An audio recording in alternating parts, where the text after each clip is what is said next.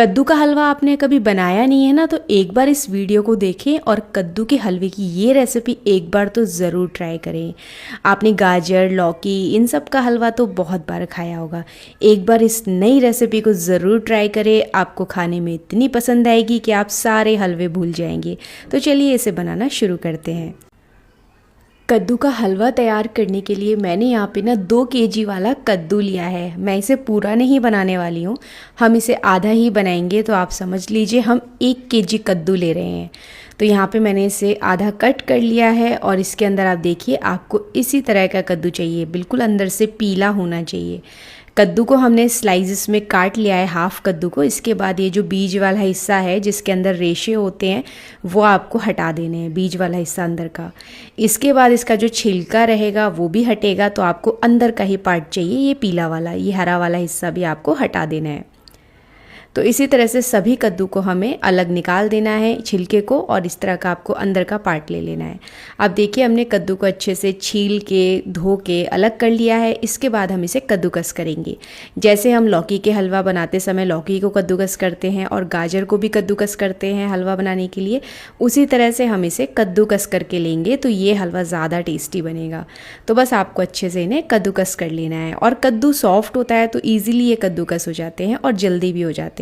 तो आप देखिए हमने कद्दूकस कर लिया है कद्दू को। इसके बाद हम ले लेते हैं एक पैन जिसमें हमें ड्राई फ्रूट्स को थोड़ा सा रोस्ट कर लेना है घी के साथ में। तो जो मैं हलवे में इस्तेमाल करने वाली हूँ घी, उसी में से मैंने थोड़ा सा घी ले लिया है। इसके बाद हम इसमें काजू बादाम डाल देंगे, साथ ही में यहाँ पे पंपकिन सीड्स डाल देंगे। तो ये कद्दू के ही सीड्स होते हैं, ये खाने में बहुत अच्छे लगते हैं और बहुत ही अच्छा क्रंच लेकर आते हैं हलवे में। इनको आपको तीनों को डाल के अच्छे से भून लेना है घी के साथ में। सभी को हमने अच्छे से देखिए भून लिया है, ज़्यादा आप डार्क नहीं करें। इसके बाद हम इसमें डाल देते हैं पॉपी सीड्स यानी कि खसखस। 1 छोटा चम्मच ना आप खसखस डाल दें। गैस को मैंने बंद कर दिया इस पॉइंट पे। पैन हमारा पहले से ही गर्म है, तो ये जो खसखस है ना ड्राई फ्रूट्स के साथ में भुन जाएगी। तो पैन हमारा गर्म है, तो बस इतने में ही खसखस हमारी भुन जाएगी। ज़्यादा हाई फ्लेम पर नहीं डालें, खसखस को बंद करके ही डालें। इस तरह से हमारी खसखस बिल्कुल जलेगी नहीं। खसखस से बहुत अच्छा टेस्ट आता है, आप ज़रूर डालें इसे। तो हमारे ड्राई फ्रूट्स रेडी हो गए। इधर हम कढ़ाई ले लेंगे हलवा बनाने के लिए। इसमें हम घी डाल देंगे आधा कप। फिर आपको एक कद्दूकस किया हुआ कद्दू डाल देना है और इसे अच्छे से भून लेना है। मैंने आधा कप घी लिया है 1 केजी हलवा बनाने के लिए।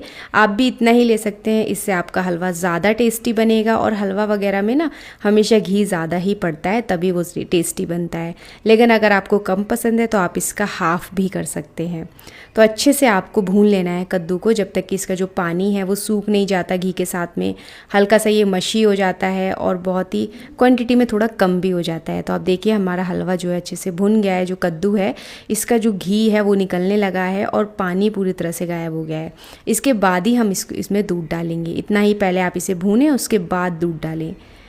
दूध हमने यहाँ पे 1 कप डाला है। इसी के साथ इलायची डाल देते हैं।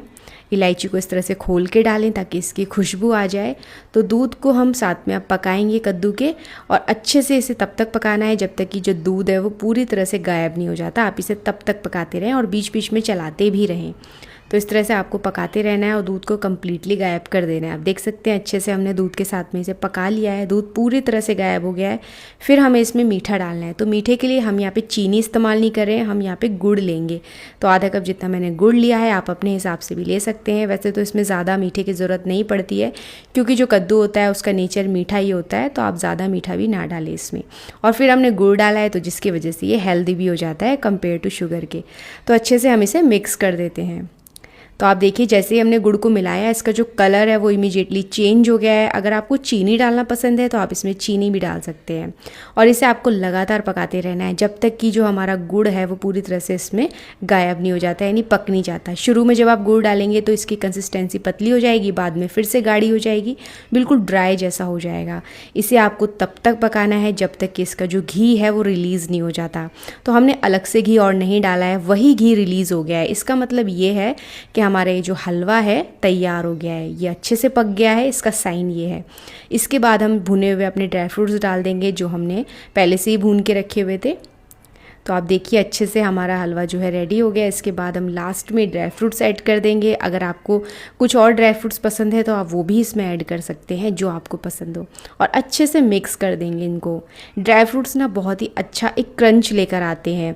तो अच्छे से देखिए हमारा हलवा तैयार हो गया है। आप इस हलवे को ना 1 हफ्ते के लिए फ्रिज के अंदर स्टोर कर सकते हैं, और जितना आपको खाना है आप गर्म करके खा सकते हैं। ये बिल्कुल ख़राब नहीं होगा क्योंकि हमने इसमें घी ज़्यादा डाला है।